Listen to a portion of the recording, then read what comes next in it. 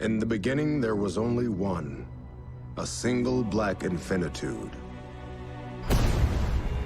Then the Infinitude found release, and finally the darkness broke, filling it with life.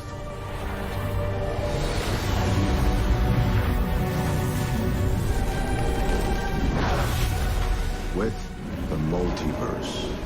Hello, everyone. It is January 28th, 2020, and you are listening to episode 4 of the Mid-Season Replacements podcast. I am your host, Randy Dankovich, the man behind TV Never Sleeps and the TV editor of GoombaStomp.com. Sean is out this week unexpectedly, so in his absence, I have brought on the captain of our ship, the editor of Goomba Stomp, longtime colleague and friend, Ricky D. What's up, Ricky?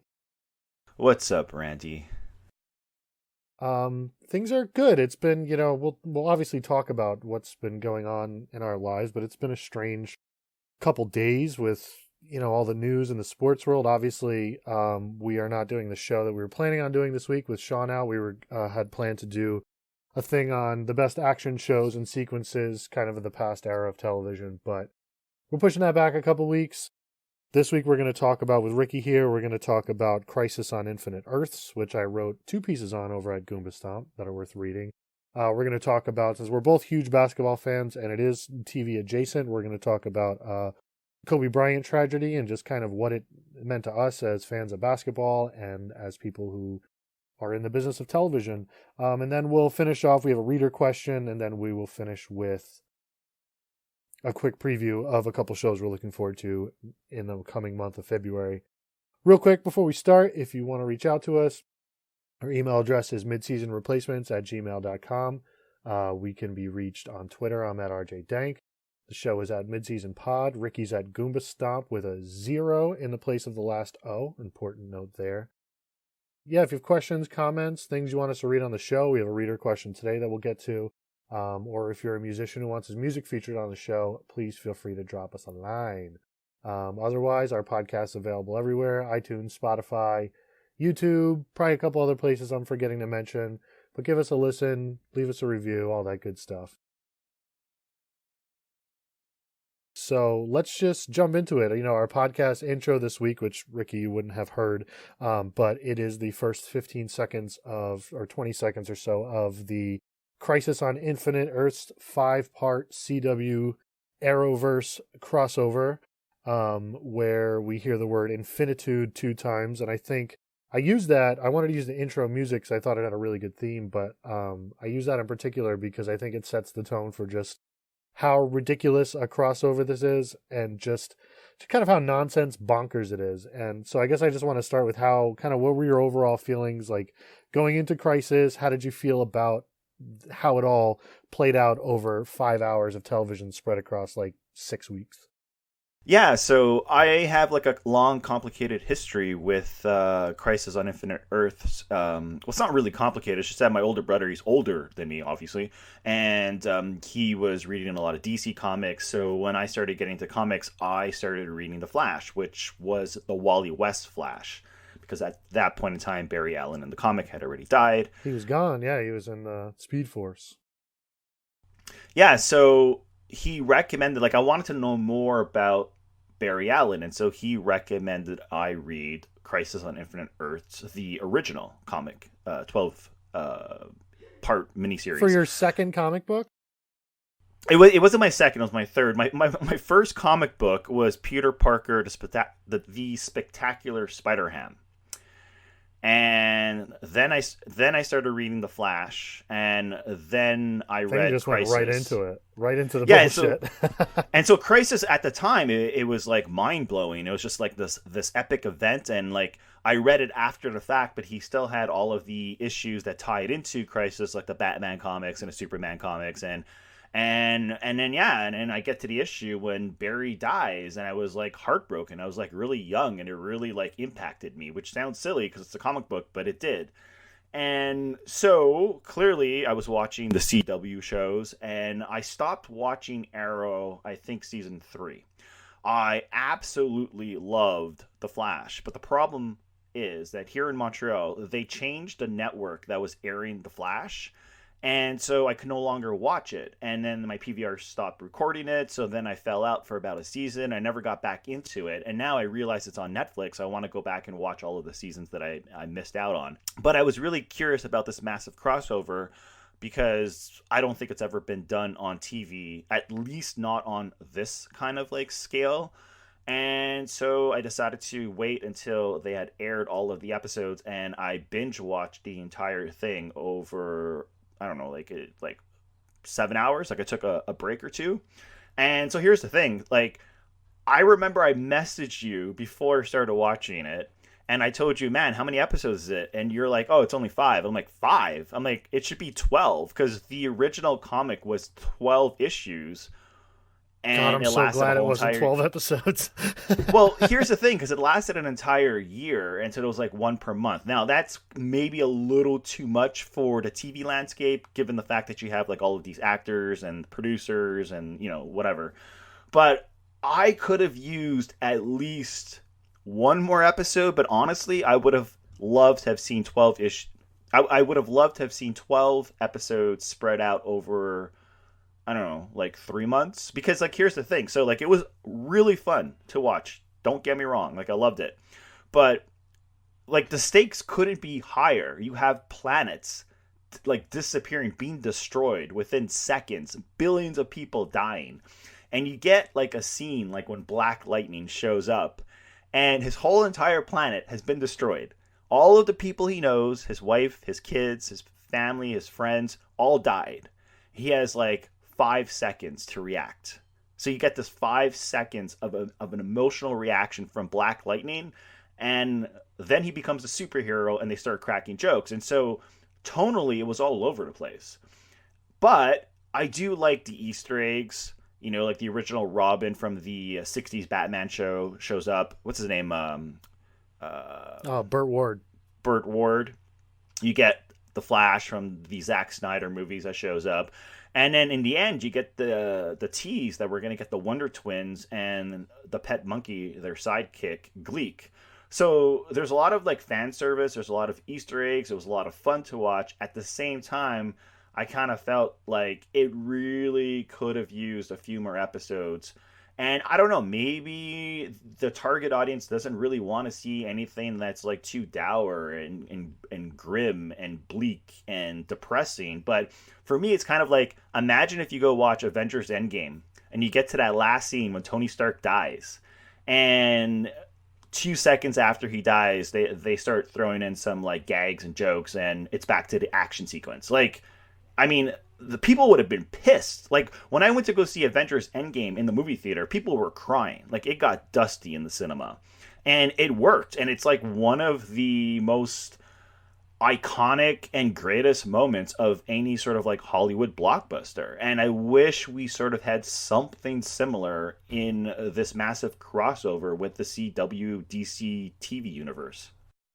So this is why I'm so glad I brought you on, because I kind of have like the reverse take of yours. I'm the anti-monitor to your monitor, I believe.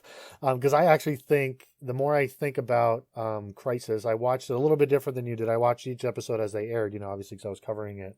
But what really stuck out to me is how much momentum that crossover builds up in its first 3 hours. Because like you said, it's the most ambitious crossover television has done. And it's really the first notable crossover since probably like the you know, NBC and ABC when they used to do crossover their comedy blocks in the mid to late 90s. And, you know, those were all very mixed results, and a lot of them weren't very good. I guess these days you can kind of say that the Arrowverse has set the template for universes like, well, I guess the Law and Order universe really set the template for the Arrowverse, and then that has informed, you know, the formation of the Chicagoverse and the Riverdaleverse and all these other interconnected universes on television. You know, the Avengers is, like you said, is obviously a big component of that, but I think the blueprint was there on television before. But on Crisis of Infinite Earths specifically, I think those first 3 episodes with all the cameos that have, all the fan service, all the build up, you know, the beginning of Crisis is really the culmination of a 1.5 year long tease that this show did, because at the end of Elseworlds, last year's crossover, is when the Monitor shows up for the first time, tells Arrow that he's gonna, that Barry and Kara are going to die. And Oliver's like, no, fuck that. I'll die instead. You let them live. He says, cool. All right, that's fine. And then that kind of plays out in the background of the Flash and Arrow over the past year.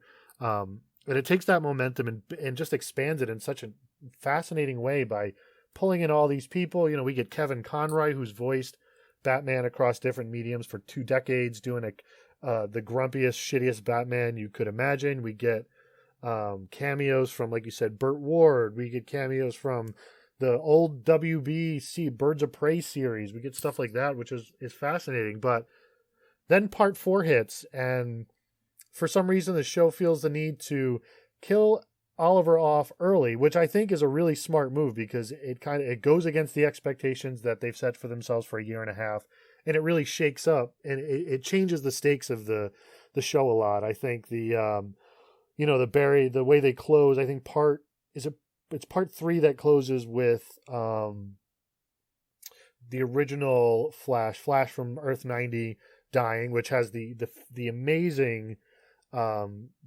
bit of footage that they pull from the actual original Flash series. And then they kill off Oliver.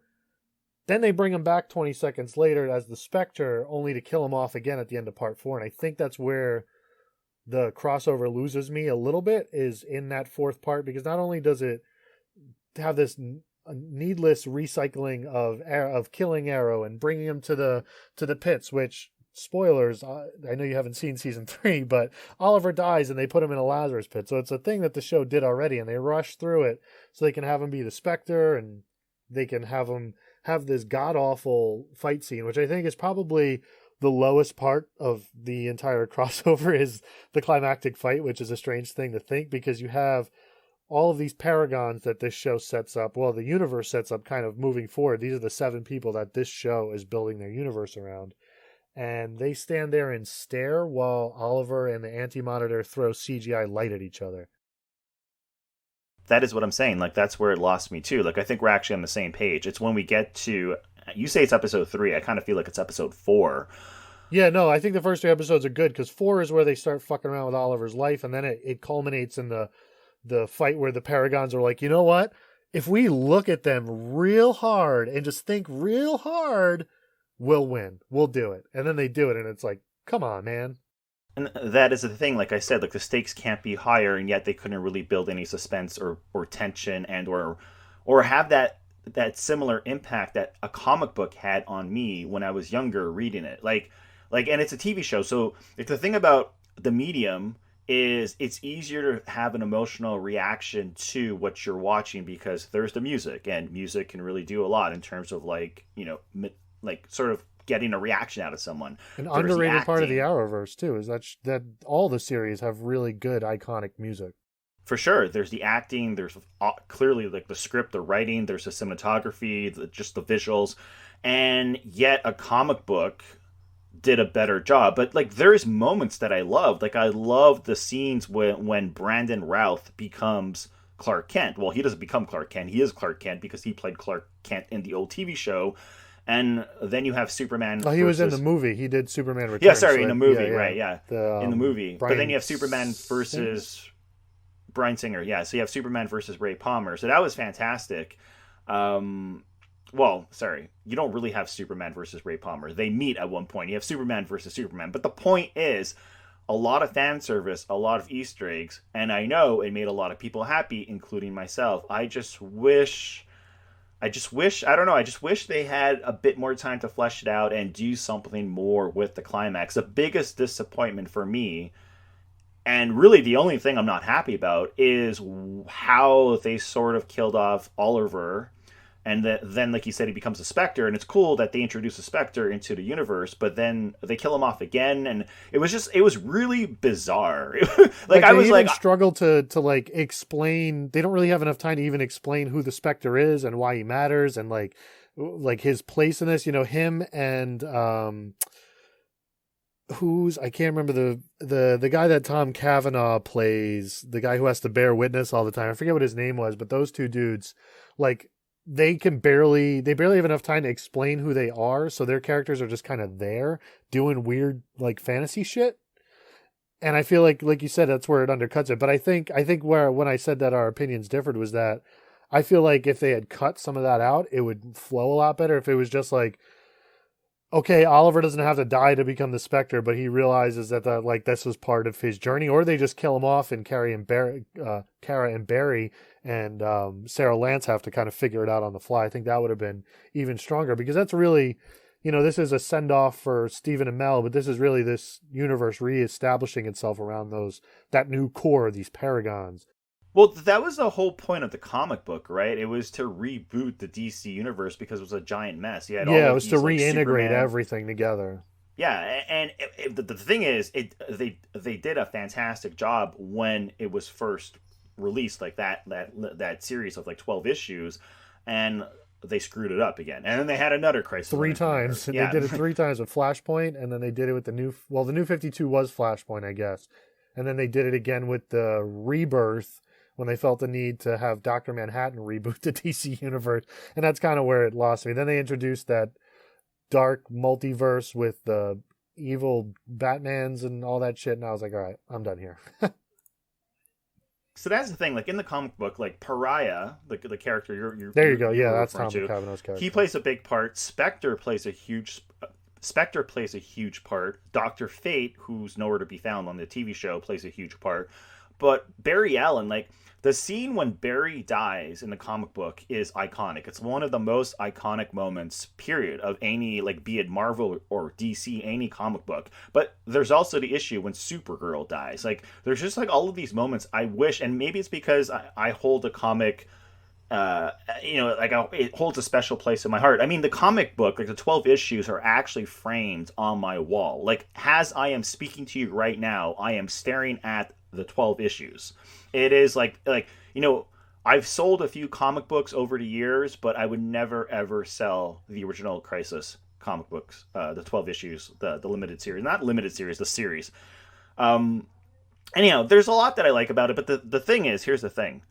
It makes me really excited for the future of the CW shows, because I feel like they sort of like, because they took all the heroes and put them on one planet, one Earth, one universe, they could do a lot more, and they could do a lot more crossovers. And now it seems like they are going to introduce even more characters. So I feel like, there's a lot of potential, and that is what has me excited. And that's why I want to go back and rewatch all of the Flash episodes that I missed out on, and get back into it. So the last thing I'm going to say is that I know you think 6 and 7 or 8 or 9 or 10 or 11 and 12 episodes is too much. And I agree, maybe 12 is too much, but like, the thing is, it's like, imagine if they stretched it out 6 episodes, 8 episodes, I don't know, a period of like 3 more months, like just in terms of like advertising the show, free promotion, like all the bloggers, all the media outlets, all of the podcasters, like just talking about it becoming like sort of like a part of like, like water cooler talk where people talk about on a week-to-week basis,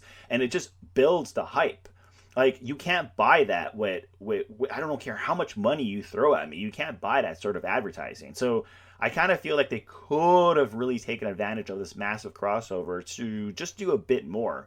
But overall, I'm still satisfied. Like, it's funny because my older brother, he actually watches it on a weekly basis. He watches all the shows, and he's never skipped an episode, and he was incredibly disappointed. And here I am, I'm getting back into it, having not watched an episode in over a year and a half, whatever, and I seem to like it more than he did. And I would say, generally speaking, I really enjoyed it. I think the first 3 parts are super strong, especially part 3, and I think a lot of part 5 is really strong, especially the stuff that focuses on Katie Lotz, because anybody who's stuck with the Arrowverse over the years, be it Arrow or The Flash or Legends of Tomorrow, especially Legends of Tomorrow, has really seen both her character and her performance grow over the years. And I think it's such a smart move that while Barry and Kara are kind of the icons that any casual DC fan can anchor themselves to get into this universe, like positing Sarah Lance as kind of the philosophical center of the universe, I think is an extremely smart idea around this idea of growth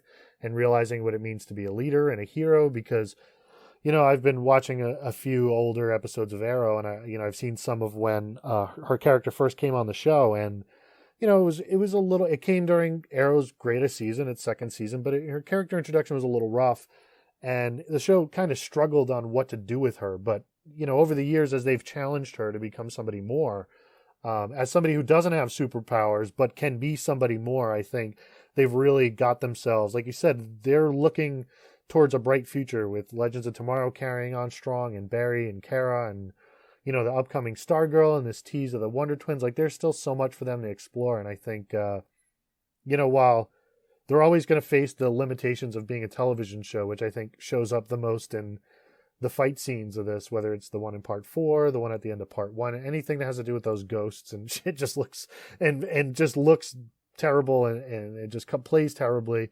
But I think, like you said, they've really set their universe up strongly moving forward. Well, I think the thing is like, and maybe I'm wrong, but I don't think they anticipated how popular some of these shows would be. Like, when they set out to make Arrow, I don't know if they envisioned a universe like 3 seasons of Black Lightning happening.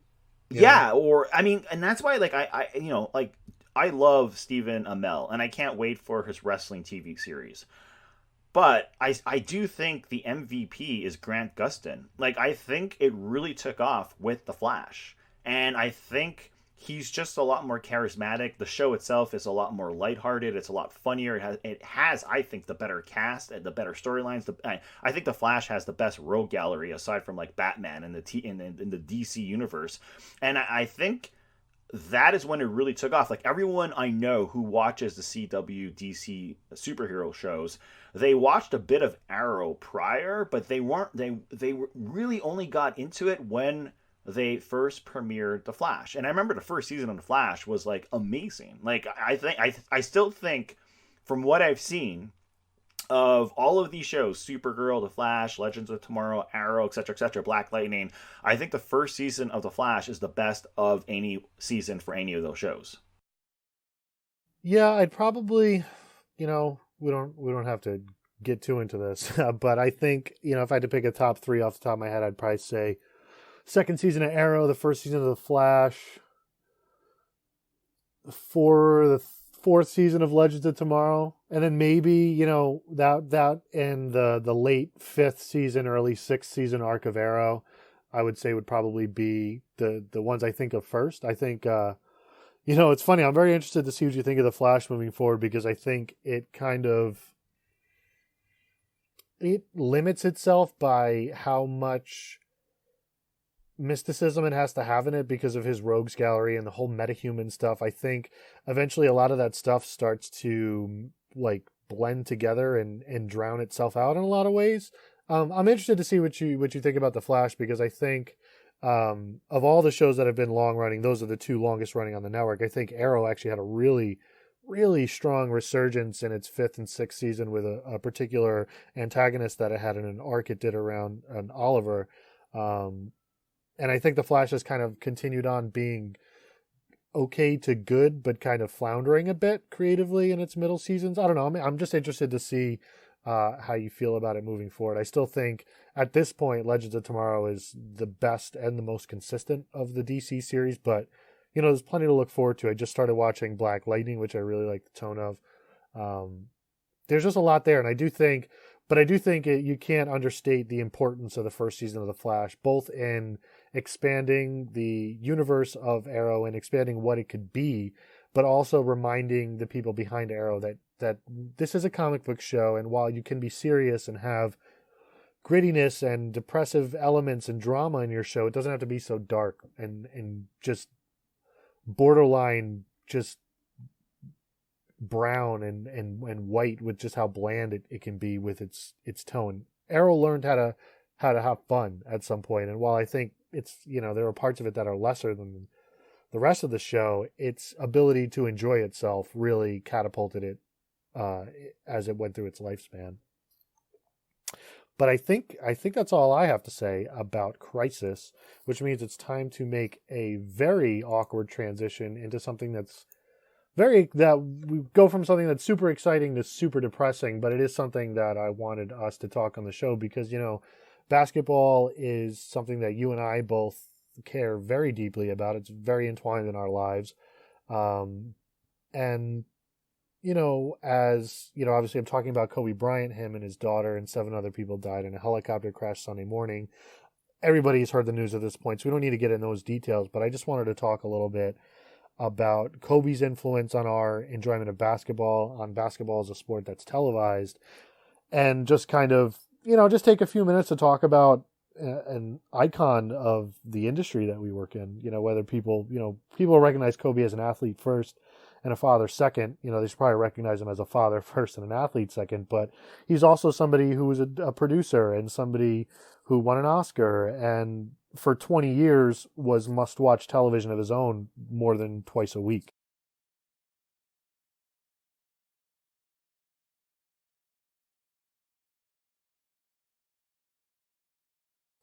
It's complicated. I mean, how do we say it's complicated? So here's the thing. So I am a bit older than you, and so for me growing up, it was Magic and Michael, and Gary Payton and Clyde Drexler and what have you. But the thing about Kobe is, and I'm roughly the same age as Kobe, so it was like he was the guy who actually got into the NBA at the time when I was dreaming about could I ever play in the NBA. Like, I'm in high school and the dude's already playing in the NBA. And he gets there roughly around the same time that I start using the internet. So everyone has like a geosite or an email address at like Yahoo or AOL keywords, baby. Yeah. And so here's the thing, like we're gonna be posting an article about the greatest or our favorite Kobe TV moments. And for me, it's his last game, which is weird because I'm a huge Lakers fan. I've always been a huge Lakers fan. And so you figure I would choose like one of the 5 championships he won. But the reason why the last game means so much to me is because I realize how much he means to me watching that game. It wasn't just because he dropped 60 points. It reminded you of everything he had done in 20 years. You watched this kid grow up as you are growing up. You watched the ups and downs, the good, the bad, when they won championships, when they lost championships. And so when I watched the final game, it just sort of like hit me on a really unexpected emotional level of how much I actually care about Kobe Bryant. And this is like before, he died. Like, I just kind of like realized how much I cared about this guy. And the thing is like, I don't usually get upset when a celebrity dies because I don't really know the person. Like, I feel sorry for them and the family, but I'm not the type of person that's going to like mourn and go on like social media and make it about me. That is one thing I hate, is when people make it about themselves, right? But with Michael, like Michael Jackson, MJ, with David Bowie, with Prince, and with Kobe, I had like a strong emotional reaction to those 4 dying. With MJ, it was complicated, and this is way before the Leaving Neverland documentary, and there was like all of this controversy and rumors about him and what have you. Well, but with him too, like, we can kind of be honest and say that these rumors of like his drug use and what was happening with him at the end of his life after his second court case was pretty obvious. So, a death like Michael Jackson's, while it was, I don't want to understate that it was something we were all planning on happening, but it wasn't exactly unexpected. You heard Michael Jackson died in his sleep and something went wrong, and the arc of his life and where he was at that point, trying to put him through himself to go on another world tour when it was fairly obviously that he physically couldn't handle it anymore. Like, we knew something was going on there. The death with Kobe is just so, Kobe and Prince are the 2 big surprises. David Bowie too, but David Bowie, he wasn't 41 years old, you know what I mean? And he had been sick before and stuff. Like, the Kobe and Prince deaths were literally out of nowhere. Yeah, so with Michael, like, he wasn't really in the spotlight. Like, he's always been huge. He will always be popular. But at the time, it's not like he had an album out. He wasn't appearing on, like, TV or singing at the Grammy Awards. No, he was dead and physically just incapable of moving. Yeah, there was a self-destructive nature to him, his life. So it was sort of like the way it impacted me was a little different. I still remember when I heard like the day when he died and they had their big it was the funeral. Sorry, the funeral. I wasn't working that day, so I watched the whole entire thing. It was like 6 hours long, and it was so emotional, and I cried.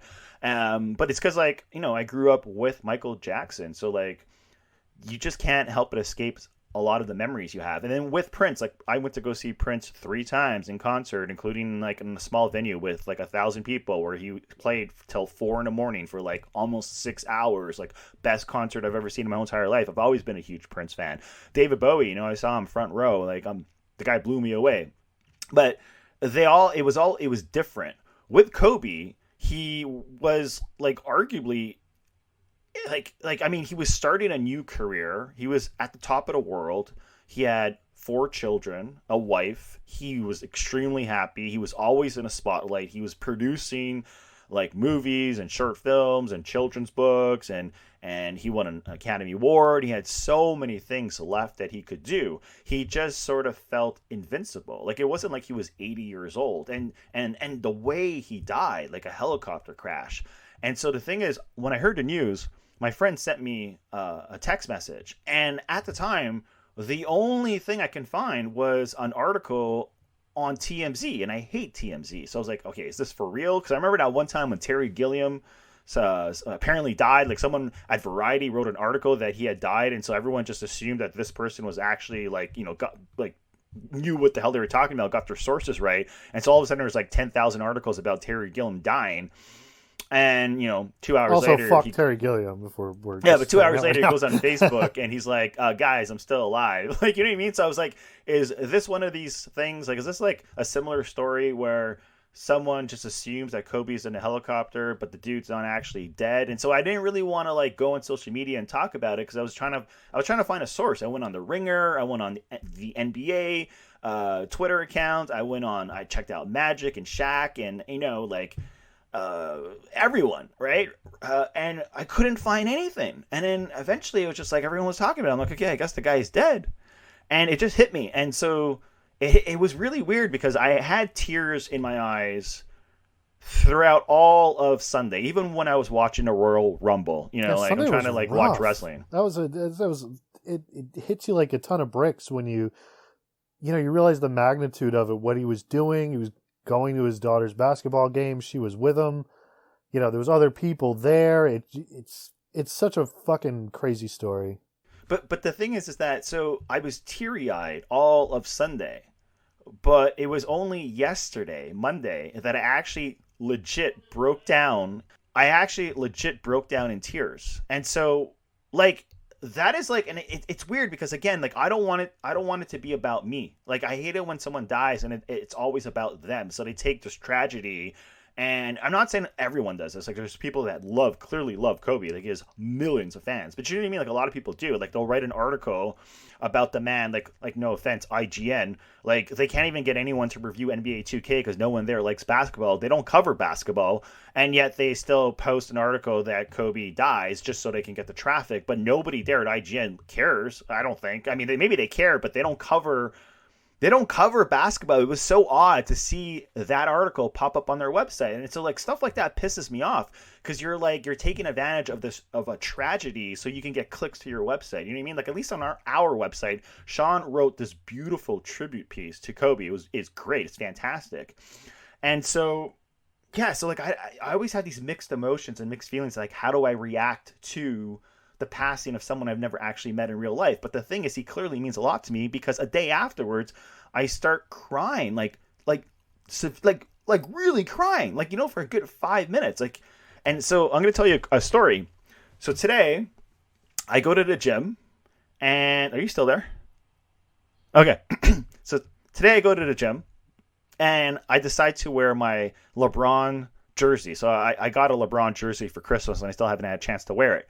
So I wear the LeBron jersey. Of course, like everyone thinks I'm wearing a Kobe jersey because they don't really know who Kobe is. So it's nice for them to come up to me and say something. Like 20 people come up to me like, "Oh my God, Kobe, I'm so sorry." And I'm like, "Yeah, okay." So I guess maybe I'm a Lakers fan, but you all think I'm wearing a Kobe jersey. But the point is, I got this like really strange reaction because like it was like everybody was looking at me because I'm wearing this jersey. Like everyone's looking at me like as if it's like as if I'm a person who just lost someone that's really close to me. You know what I mean? And you don't know how to react. And it was awkward and uncomfortable. And the only time in my life I've had a similar reaction, although it was for completely different reasons, was when Magic died. When Magic died. I mean, he died in my heart. When the Magic in our hearts died. When they announced that Magic would retire because he had HIV. And so that week, actually like a week prior, I went to this really kick-ass sports store we used to have here in Montreal, closed down, and they had like the best basketball gear, right? And I got myself this incredible jacket, which I still have, and the back of the jacket, it looks like a graffiti mural painting, right, of all of Magic's greatest moments. And I had a matching jersey, and it was like, whenever I wore it, people would flip out. Like, everybody wanted it.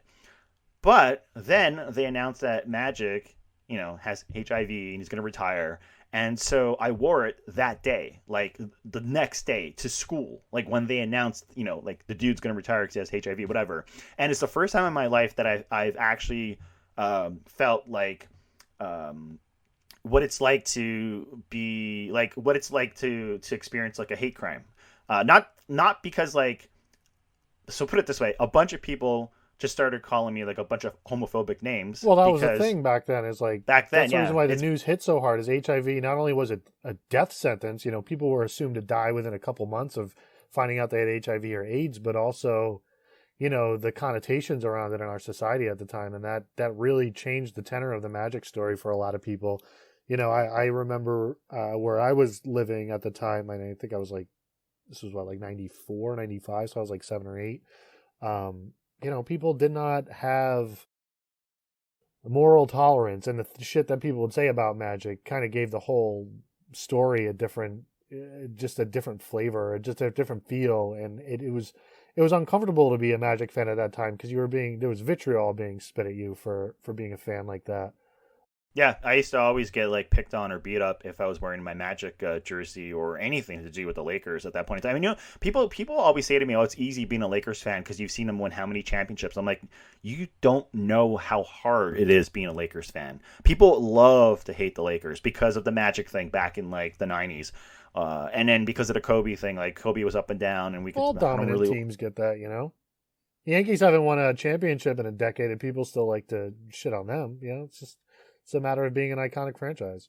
The thing is, it's when it comes to Kobe, the difference between Kobe and say Magic and Michael's, at the time was still really young to really be able to be watching basketball games, staying up late at night type thing. It was kind of I would just see them play ball every so often. And I remember my first championship, it was the NBA Finals. It was the Lakers were playing. I had no clue who to pick. I just picked the Lakers because I like Magic's smile. Honestly, that's why. I had no clue who had an advantage or who had the best players. I just liked that dude's smile, so I picked them. But with Kobe, it was different because I watched Kobe play. I was old enough to sit up and watch NBA late at night, and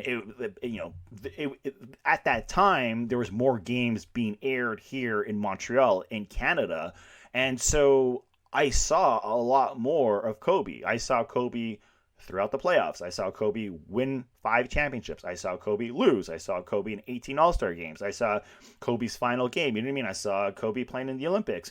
And so I never had that sort of I just never seen anyone else play as much as Kobe. And for me, basketball means a lot to me because it sort of keeps me sane.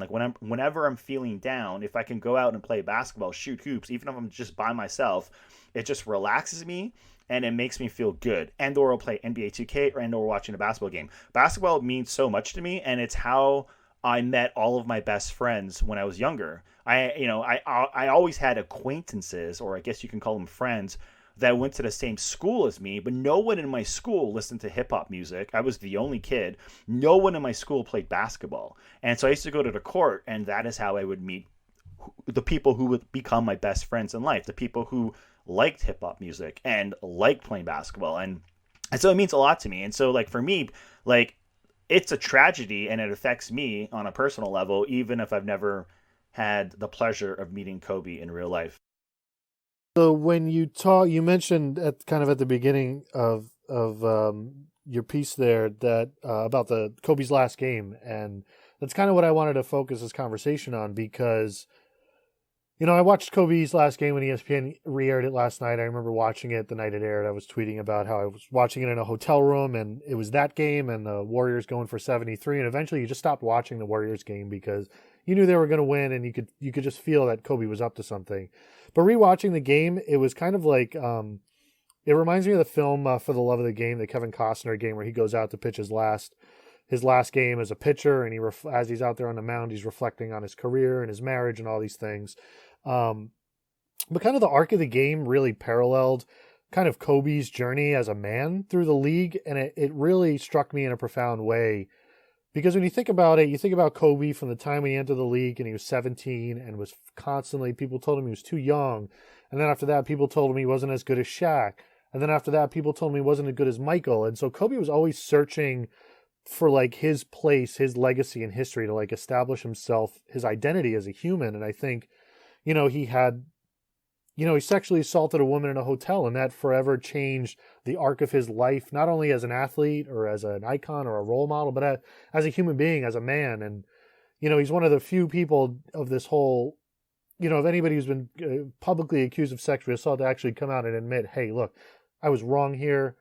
I didn't, I'm not going to justify what he said or his behavior, but that moment followed by like his championships in 09 and 010, and the way his last few years of his career played out when he kind of opened up and became an ambassador of the game and a mentor to the generation coming ahead of him. Like watching that game was really striking because he starts out, he's bricking shots left and right. He's continuing to shoot because he's fucking Kobe and he's the most hard-headed human being on the planet. And well, yeah, but outside of the context, that's part of it though, is that he's playing on the worst team that he's ever played on in his career, and he's still out there dropping 50 shots because not only does he want it, eventually he gets to the point where he realizes that they can win the game if he just shoots them back into it in the fourth quarter when they're only down 7 or 8 with like 9 minutes left. But also, this game had no meaning outside of the fact that it was his last game. They weren't going to the playoffs. They weren't playing to even keep the Jazz out of the playoffs because they had been eliminated like a half an hour before. And yet here Kobe is putting up shot after shot, giving the people what they want. And you really can see, you can find him a lot about Kobe as a man by watching that game. Watching him pass the ball in the fourth quarter, getting that big assist to Jordan Clarkson to bring them close. And then the last 90 seconds just banging 4 shots. Hitting a long 3, which, Kobe was not a great three-point shooter in his career. Pulling up from the elbow, getting to the basket, hitting the free throws at the very end. Like, all of it just showed what Kobe had become as a person. And then you think about how that was only 3 years ago, and now he had 2 more kids since then and was coaching his daughter. And, it really just struck me how the arc of a man played out over the course of 2.5 hours one night in 2016, and none of us noticed it because how could we? We weren't prepared for that to be kind of the definitive statement of Kobe's career and then eventually his life because it ended so shortly after. But I think like you sit and you watch that game and you can really see who Kobe had become as a person. You could see him smile, you could see him enjoy things, but still when it came down to the clutch moment, like there's a timeout with like 90 seconds left and you see Kobe sitting there and he's just his head's kind of down. He's got his towel on him and you just see it in his eyes. You see that Kobe. Everybody who followed basketball and has ever watched basketball knows when you see that look in Kobe's eyes. And anyone out there, 37-year-old body, broken as shit, and just did it for 90 seconds and gave us one more glimpse as to what he was, who he'd become. And it's something that will always stick with me. And it was really, really tough to watch last night. So they're going to air the show here tonight. I didn't catch it last night. It wasn't available here in Montreal. So I'm going to watch it. I'm going to watch the game tonight, I mean. And the thing is, it's like the last thing I'm going to say is that is why the game means so much to me. Like that specific game, the very final game that he played, because it made you sort of reflect back on his whole entire career and made you realize what makes this guy so great. Because honestly, like who was he going to pass to? Like if he needed to get the job done, if he was determined to get the job done, to score 60 points to win the game, he would do it. And the thing is, it's like if he never got injured, like what would his career be like moving forward? Like there's so many what ifs, but I don't think Kobe really like let the what ifs sort of like stop him from achieving. Well, he learned to let go, and that was so important. He learned to let go, and he would adapt, and he would just move on. And I think the thing is that he was really looking forward to his next career. I mean, I've seen him in so many interviews. I've been watching all of the ESPN highlight reels and like the interviews and like all the people who knew him very well, and it's just like it's really sad. I mean, it's really sad when anyone passes away, and especially in this sort of like circumstance. But it's just like it's I don't know. I hate to say it's different because he's a person, but it is different. He's larger than life. Before we go, we talked about the two major topics that we wanted to talk about for the day. But we did have a reader question, so I wanted to address that. And Ricky, you are my co-host today, so you're going to be put on the spot to answer it. And then I wanted to finish. At the end of every month, we are going to have a quick segment where we just mention a show that we're looking forward to. Maybe it's a returning show. Maybe it's something new. But just something to look forward to keep an eye on as we head into February. But I wanted to get to our reader question, which came to me on Twitter. And it came from somebody who I don't know if I have permission to give out the username, so I'm just going to say it's from an anonymous person, just to be safe. And their question was, who is your one must-watch TV actor? Who's the person that when you see them in the cast, either leading role, supporting role, you know it's a show that you're going to watch, and sometimes you'll end up watching the show just because of them. Since I'm putting you on the spot, Ricky, I'm going to have you answer that first. I have no idea. Actor? I'm not the type of person that looks at actors. I always look at the directors. Okay, so then who's a pilot, director, or a showrunner that you would say, once you see that name, you're in? I mean, David Fincher. Like Mindhunter. Okay. Michelle, what's her name? Michelle McLaren? Breaking Bad fame? Yep, she's directed a lot of stuff. Brian Fuller? So I'm going to put you on the spot. Pick one. Who is the one for you that you hear the name and you're like, fuck that. I don't care what they're doing. I'm watching it.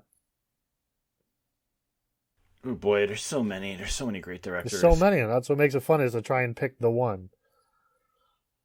For me, while you think about it, I'll just answer my own. This is first person that came to mind. I could probably think about it more and come up with a different answer, but the thing that came to mind immediately, Kathryn Hahn. Her range, her ability to do comedy, her ability to do just fantastic character work, dramatic character work. Like her range from, like she does film and stuff too, but I'm specifically talking about her TV work, be it I Love Dick or Transparent or Mrs. Fletcher or Free Agents or Parks and Rec. Whenever Kathryn Hahn shows up on something, I sit up and pay attention. She is one person that I will watch. I sat through the whole season of Showtime's Happy-ish a few years ago. It wasn't a great show just because she was she was one of the leading roles on it. I'll watch anything that she's in. There's so many, Randy. I can't pick one. I mean, there's Trisha Brock, who worked on stuff like Twin Peaks. There's Ed Bianchi, who worked on like Deadwood and Homicide, Life on the Street, and The Wire. I mean, there's John Dahl. There's just so many people. James Foley. Maybe I should just stick to actors. It might make it easier for me to decide. An actor that I just have to see no matter what show he or she stars in. It's a tough question. Bryan Cranston. Ooh, okay. Because, like, the thing is, Malcolm in the Middle is one of my favorite sitcoms of all time, yeah. And Breaking Bad is one of my 5 favorite TV shows of all time. So if you were to announce that Bryan Cranston would be in a new TV show, I would most likely watch it. I remember Bryan Cranston's arc on Seinfeld when he played the dentist. That's all I have to add to that. I love Bryan Cranston. I mean, everybody's talked about what he's done on Breaking Bad and stuff like that. But and Malcolm in the Middle, again, you wrote a fantastic piece on that, by the way, with their anniversary. I think Malcolm in the Middle somehow has become one of the more forgotten shows of the past 20 years, even though it's one of the best family comedies that's ever aired in any generation. Yeah, did you watch? So I'm curious, did you watch Sneaky Pete? I watched a bit. Yeah, I really liked it. Yeah. Was he actually on that? I know he was a creator and a showrunner on that.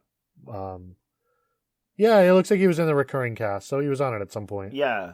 I only saw like the first 6 episodes of season 1. So I don't know if he's like a reoccurring character. I have no idea. Interesting. But you could go watch all of it now because it got canceled last year. But yeah, that's just the question that we had this week, so I wanted to answer it. Please feel free if you have more questions, comments, things you want us to talk about on air.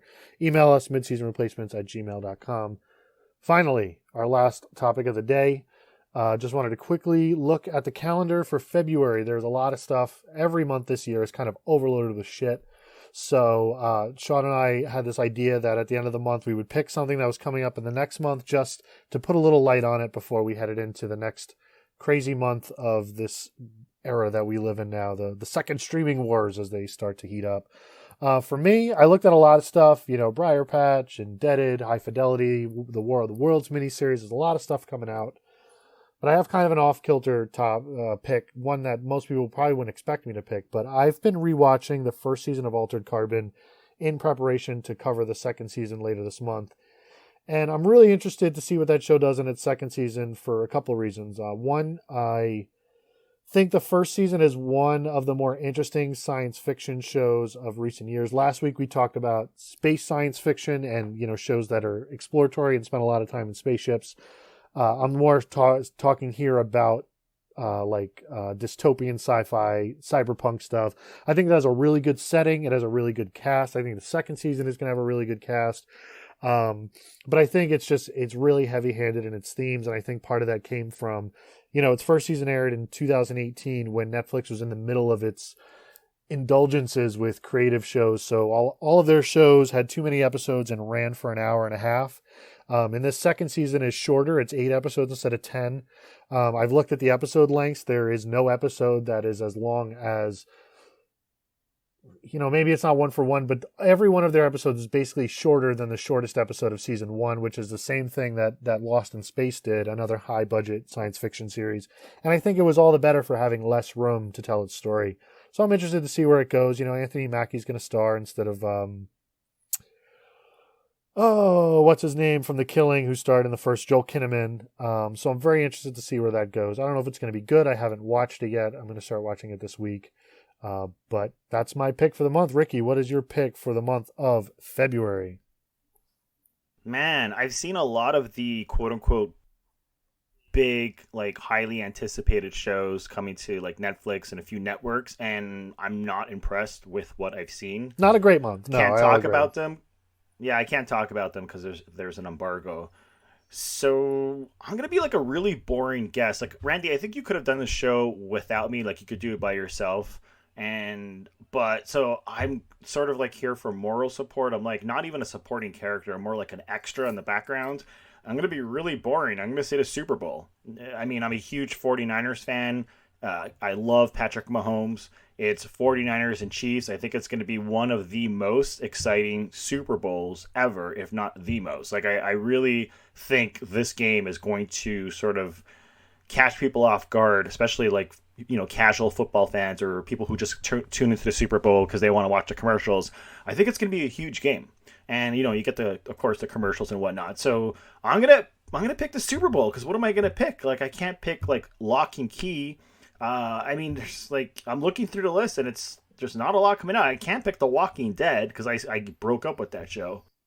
I mean, you're not excited for the next season of Narcos or the 50 Cent produced CBS ABC series For Life? I guess if I had to pick something that was new, I think the thing I'm most curious about is what this new High Fidelity series that Hulu is putting out looks like. I haven't seen it yet. But I am very curious what a show that stars Zoe Kravitz as John Cusack's character looks like. I'm just interested. In an age where we're turning back into adaptations, I'm interested. Wait a minute. Isn't Zoe Kravitz in High Fidelity? The movie? She is. So you're saying that she's not playing herself, that character? She's... Spot. She can't be playing John Cusack's character. She has to be playing her character from High Fidelity, the movie. She was not. Is it not her? No. Oh no! It's what's her face. You're thinking of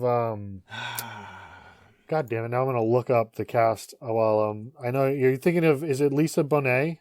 Lisa Bonet. Is that what I'm thinking of? Yeah. Look at us. Lisa Yeah, Bonet it was is the Lisa one that's Bonet. married to Lenny Kravitz, yes. right? So it's his wife, not his daughter. Yeah. Yep. Oh boy. Yeah. So it's Zoe Kravitz. She's taking over she's doing the John Cusack role.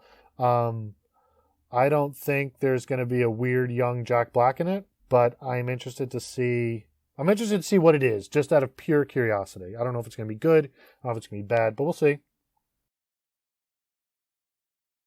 You know what? I just noticed. I just realized Better Call Saul comes back next month. I was surprised. I was wondering if you were going to mention that. I didn't want to put it out there because I wanted it to be, I want it to come naturally to you. But yeah, there is that. There's also it's like the only good show AMC has airing like this early. Well, I mean, early in the year. I mean, I'm like, I already broke up with The Walking Dead. Like, I don't know if it got better, but like as of right now, I can't think of anything else I would watch on AMC apart from Better Call Saul. Like they have some good shows. Like the Terror was pretty good. I like that show. Yeah, and I think that show's coming back again later in the year. AMC is kind of in a transitional period, though. They're putting all their money down on doing more Walking Dead and more Walking Dead series and more Walking Dead movies. And, Better Call Saul, I think this is the last season that's airing this year or next year. I know it's coming to an end soon, so who knows where they go next. There was one other show I did want to mention. Showtime is airing a adaptation of a novel about the 19th century abolitionist John Brown, and the cast is really good. I don't know if it's going to be a good show, but the cast is Ethan Hawke, Daveed Diggs, Wyatt Russell, Steve Zahn, Orlando Jones, and David Morse. So that is probably another show to keep an eye on at some point. That airs on Showtime on, what day is that premiere? It's somewhere in the middle of the month. It's like the 16th or something like that. Yeah. February 16th. Yep. So, I think that's our... By the way, there is one show, and I can't really talk about it because of the embargo, but there is a Netflix show coming out at the end of the month. It's called I Am Not Okay With This. It's based on a graphic novel, and it's from the same people who I think directed or produced The End of the Fucking World. Yes. Yeah. Again, I can't really talk about it, but of all of the shows I've seen that are not yet out, this is the one that impressed me the most. Well, there you go. From the mouth of the god himself.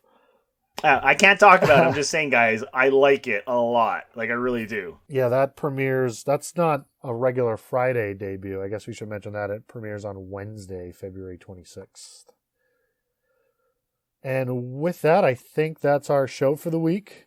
Sean and I will be back next week to talk about series finales. We are going to talk about the Arrow finale, the Good Place finale, and the BoJack Horseman finale, which BoJack Horseman finale airs on Friday. Arrow is tonight, and the Good Place is on Thursday. So it's a big week for, iconic series of the past decade ending. So Sean and I are going to talk about kind of series finales in general, what they are in this era of television where nothing ever seems to really end, and those three in particular. So Ricky, thank you for joining me this week, and we'll be back next week with another episode of the Mid-Season Replacements.